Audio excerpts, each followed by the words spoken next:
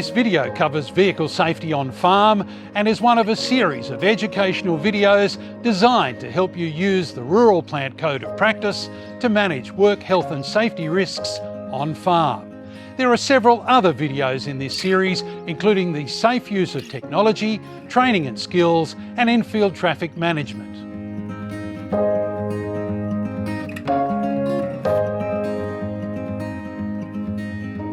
Afternoon, I'm Mark Lalor from Workplace Health and Safety Queensland for the Queensland Government, and I'm out here at Mulgowie Yowie Farms with Mick, and we're looking at the Rural Plant Code of Practice. And Mick, can you tell me a little bit about Mulgowie Yowie Farms, please, and what you produce here? Yeah, for sure. We're a small family farm that employs less than 15 people, and we grow for about 8 months of the year baby leaf salad and herb crops. The Rural Plant Code of Practice encompasses a lot of equipment on the farm. What do you have here on site? Yeah, we have at least 9 tractors, and we have run 3 side-by-side vehicles and some utes and a motorcycle. With the machinery and plant with the tractors and side-by-sides, have you seen any changes in the time that you've been here? Yeah, certainly this business has upgraded to newer equipment, especially tractors, and side-by-sides have proven to be a good direction to go in because they're light and they don't get bogged in the mud like traditional utes do. And some of those hazards on the farm that you have to be aware of when you operate in tractors. I see here we've got some power lines on farm, some irrigation channels, that sort of thing. Any other hazards that you're aware of on farm? We certainly want to make sure that people aren't driving at excessive speed because we do have a few holes and dips and things like that in our country, especially when it's wet. And I think the other thing that we make tractor drivers well aware of is travelling, not to travel sideways on slopes. We've got a few embankments and we don't want to travel on those sideways. We want to approach them straight over. We've got different types of implements on the farm there, so we've got ploughs or we've got slashes and that sort of thing. So what's the risks when we do attach those implements to the tractor? What do we need to be looking for? We're fortunate enough to use quick hitches for all of our large pieces of equipment, but certainly the operators need to be very aware of when they're getting on and off equipment and manoeuvring around them to make sure that the tractor's not likely to move or things are not likely to affect them while they're actually down there adjusting pieces of equipment.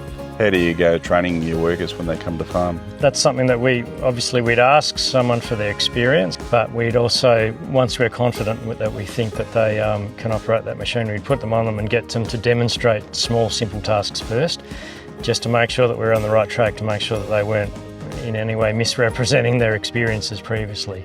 And then once we were confident enough with that, we'd slowly build them up to other more complicated tasks.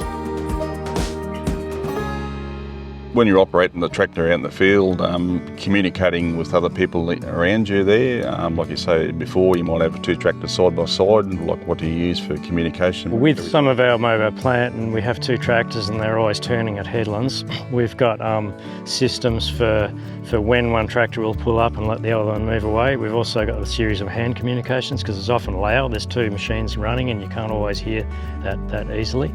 And so we've got a series of hand communications to let one person on the tractor know what the other one's doing and where they're going to.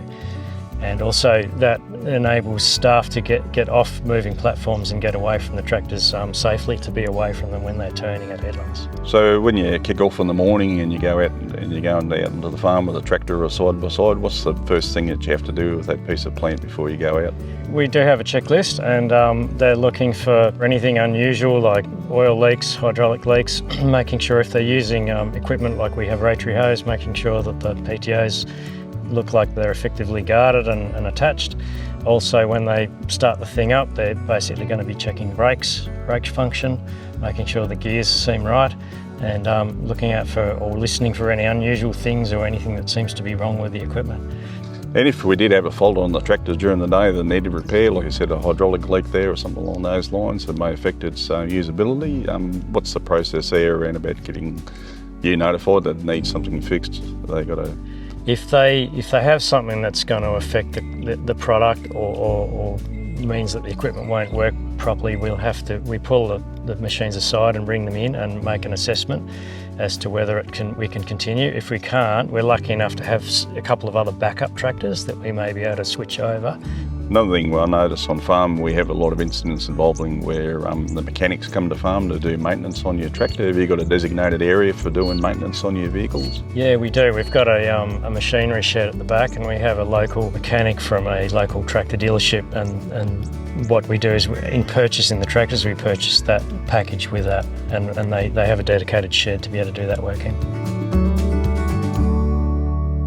A bit of information around about the use of quad bikes on farm. We've had a number of fatalities involved in them and a lot of serious injuries. Important to be that the quad bike operator is suited to the operation of the vehicle, so we don't put young people on an adult quad bike. When we're operating quad bikes, we must wear helmets. An additional measure with sales of new quad bikes now is that there's a rollover protection that's attached to the quad bike. These can be also attached with an aftermarket version to the existing quad bikes to make them safer. Another risk with quad bikes is attachments to the quad bike, or things like spray tanks. Material that they're carrying on the quad bikes can be overloaded and changes the dynamics of the quad bike. I've been talking to Mick on farm here around about some of the traffic areas that they operate in, and if they're on steep slopes, they can lead to rollovers of quad bikes as well. The important part about using quad bikes is before you get on the vehicle is to ensure that there's functioning correctly. So we're looking for leaks, air pressure down on tyres. The tyres have got good tread on them. If we're putting any attachments on there, they're properly connected up to the quad bikes, and have a checklist on farm so that we check off all these features on the quad bike, making sure that they're safe to operate before we go out on farm.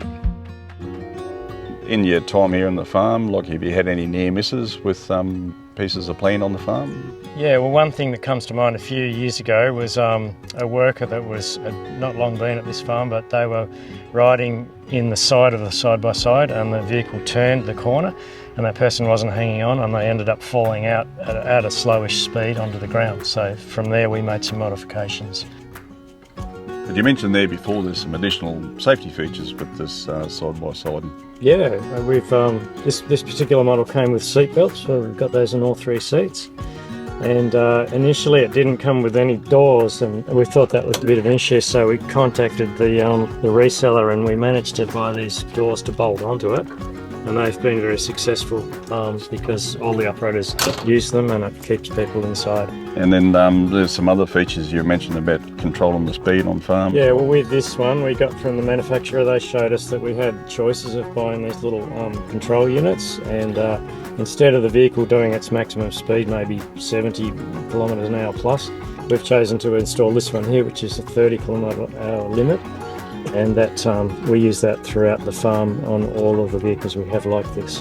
And the other thing too, if you're not wearing a seat belt, the side-by-side speed is limited as well. So. Yeah, it goes into a limp mode, and it'll go extremely slowly if the belt isn't clicked in. And with your farm here, Mick, you mentioned you have to go across a public road there, so what additional safety things do you do? Yeah, so with these vehicles we have them registered. And we also wear helmets as well when we're using the road crossing.